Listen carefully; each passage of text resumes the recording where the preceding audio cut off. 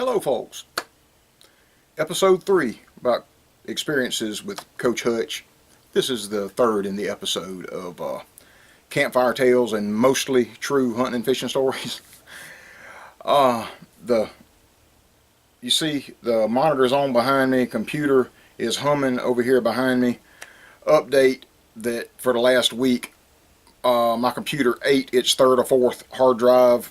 And it took me a while to get, it was right before middle of the week, then before the weekend, couldn't get stuff or diagnose what the problem was. Long story short, I had ordered me a couple more hard drives and one showed up this afternoon, and so I was able to get this thing put back together, operating system reinstalled, a lot of junk to do to get all this, to get this thing back up and running so that I could get back on these videos. I was getting behind with being able to get these things posted. Anyway, back in the day, in this sportsman's club, between Capt Buster was in Camden High School between 57 and 1961. Coach Hutch Hutchinson was head of what they called the sportsman's club, and they would go off on camping trips and stuff like that all the time. And on this particular trip, they were the guys would get together and they targeted poor old Peep Pearce. He was the manager, the team manager. He was a big guy at that time, and he was scared of the dark. I mean, big time scared of the dark. Now, one of the guys that was hooked in with this crew, with Capt Buster, his name was Butch Bowers. They called him Goofy Bowers. That's what they called him. Capt Buster and this group that he grew up with thought they were country until they bumped into this backwoods joker. Had his own southern dialect. I'll just have to let Capt Buster explain that to you in a little bit more depth. This story is hilarious. Hope you guys enjoy it. Stay tuned.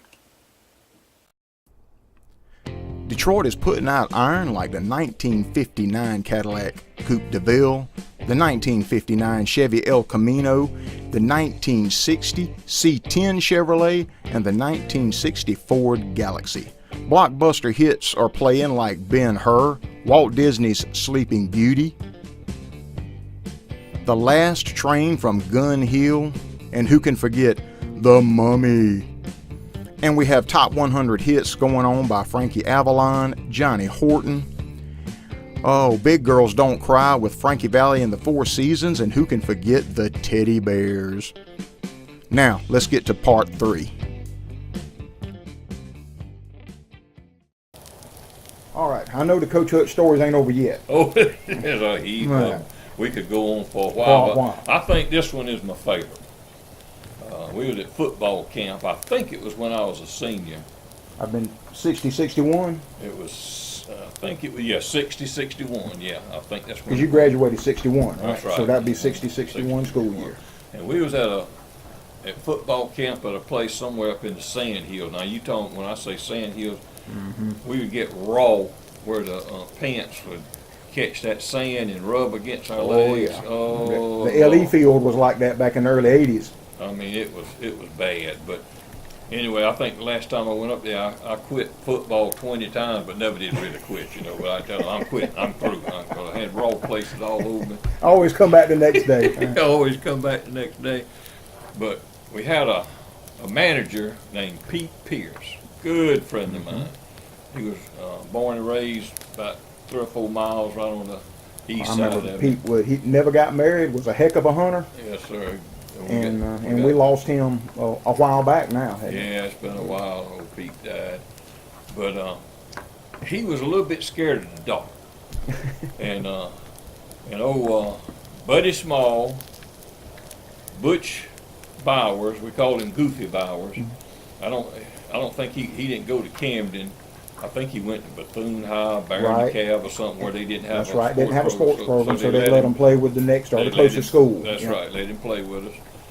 And it was Harry and Larry Davenport, or else just one of them. And Butch, I already said Butch Bowers, right? Right, Goofy Bowers. All right, Buddy Small, Goofy Bowers, the Davenport twins. I think that's who it was. And anyway, they decided, well, we're gonna hide next to this little path because they'd have a meeting every night. And Pete, being the manager, he'd have to go to that meeting. And then whenever he would come back, he would have to walk that path to get back to his cabin. And so they got on either side of that path, and they were going to scare old Pete half to death. And so the moon was shining that night, and they could silhouette him against the hill as he's coming down. And they heard somebody whistling. They said, "Oh, there's old Pete. He's whistling because he's scared." And so they got on each side of that path, and they was ready. And they could tell it was a big shape. You know, Pete. Yeah, he's a pretty big guy. Yeah. And whenever he got in between them, they just jumped out. Yeah! And Butch Bowers grabbed his arm, and Buddy got him in a headlock. And old Butch, now he's country. He's country. And Butch says, as soon as I grab that old big hoary arm, I knowed it won't Pete. It wasn't Pete. I knowed it won't Pete. He knowed it won't Pete. It was Coach Hutch. And they done jumped out the bushes and grabbed him. And Butch said he was feeling them big muscles on his arm. He said, "Hope die, Coach, I thought it was Pete. Hope die, Coach, I thought it was Pete." And he broke loose, and you know he was left-handed, and he broke on Buddy Smalls loose, and he grabbed him behind his head and says, "Oh!" Drew that left hand back, and Coach Buddy was saying, "Hold, Coach, it's me, it's Buddy. Hold, Coach, it's me, it's Buddy." And old Coach stopped and turned him loose. He said, "Hot down, boys, I like to hurt you."